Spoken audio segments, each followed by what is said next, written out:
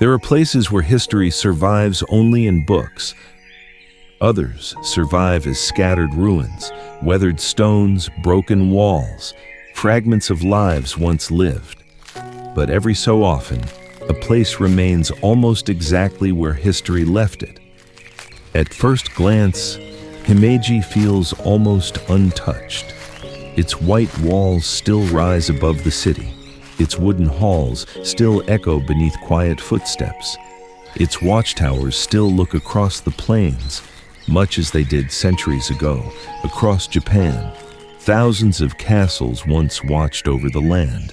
Most disappeared. Some were destroyed by war.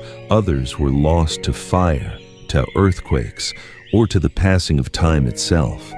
Yet, Himeji remained, standing here today. It is difficult to believe how much of it has survived.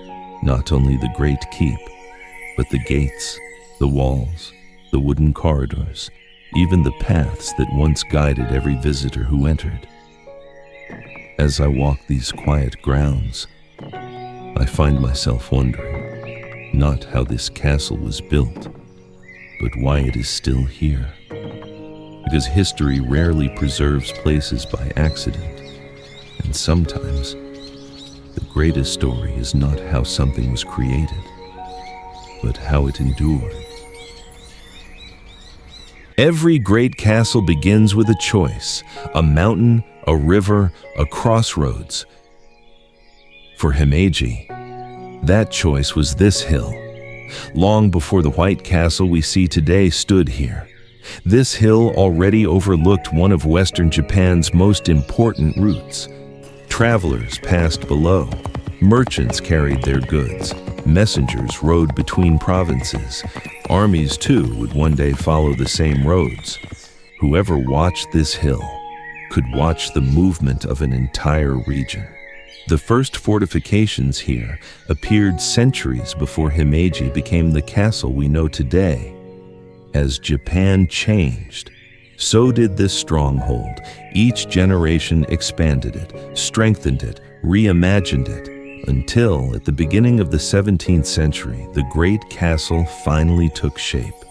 Not simply as a fortress, but as the center of an entire domain. Yet castles were never meant to stand alone. Around them grew towns, markets, homes, temples, workshops. People came not only because the castle offered protection, but because it offered opportunity. Before long, the life of the town and the life of the castle became inseparable. Standing here today, it becomes clear that Himeji was never simply built upon a hill.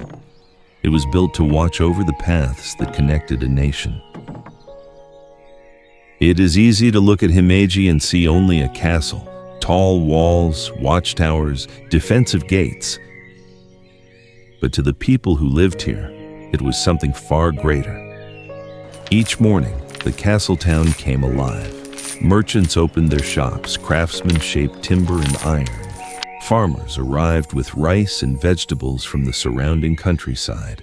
Officials carried messages through its gates. Children played beneath walls that, to them, had always been part of home. The castle governed the domain. From here, taxes were collected, laws were administered, roads were maintained, supplies were stored. Decisions made within these walls shaped the lives of thousands beyond them. Yet a castle could never thrive on soldiers alone. Its true strength depended upon the people who built it, worked beneath it, and called it home. The walls offered security, but it was everyday life that gave Himeji its heartbeat. Centuries later, many visitors still come searching for the stories of famous warriors. Those stories are certainly part of Himeji's history. But as I walk these streets, I find myself thinking about those whose names were never written into history. The craftsmen who raised these beams, the laborers who carried these stones, the families who woke each morning beneath these white walls. Because long before Himeji became a symbol of Japan, it was simply a place where people lived their lives. The beauty of Himeji is impossible to ignore. Its white walls seem almost weightless beneath the sky. Its elegant rooftops rise layer upon layer, giving the castle the appearance of a great white bird ready to take flight. It is no surprise that many came to call it the White Heron Castle. Yet, beneath that graceful appearance, almost every detail was designed with purpose. The brilliant white plaster was more than decoration. It helped protect the wooden structure beneath from fire. The towering stone foundations raised the castle high above the surrounding land while allowing rainwater to drain away.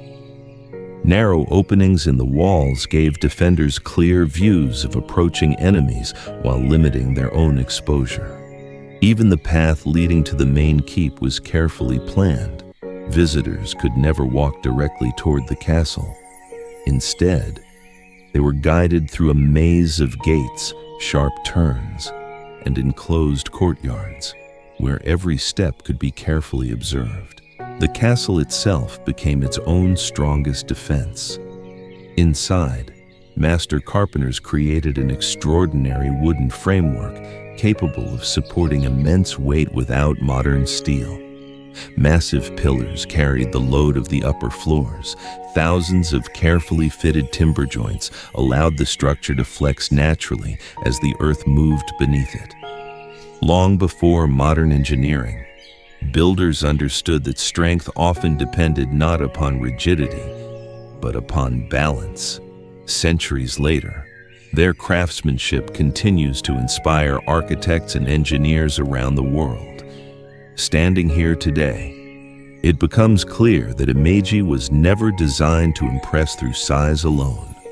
Its true brilliance lies in the harmony between beauty, engineering, and purpose.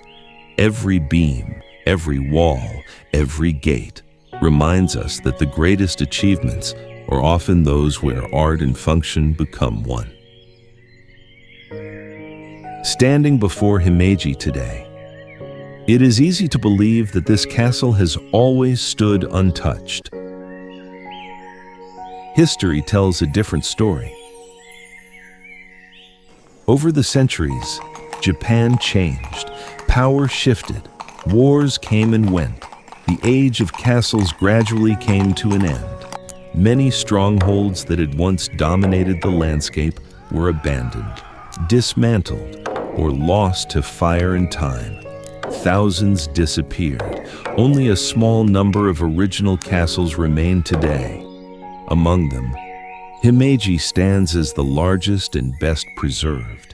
Its survival was never guaranteed. During the Meiji Restoration, many castles across Japan were dismantled as the country modernized. Some were sold, others demolished. Himeji narrowly escaped the same fate.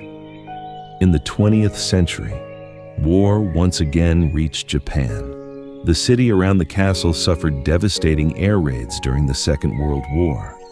Yet remarkably, the main keep survived. Later, the region would experience powerful earthquakes.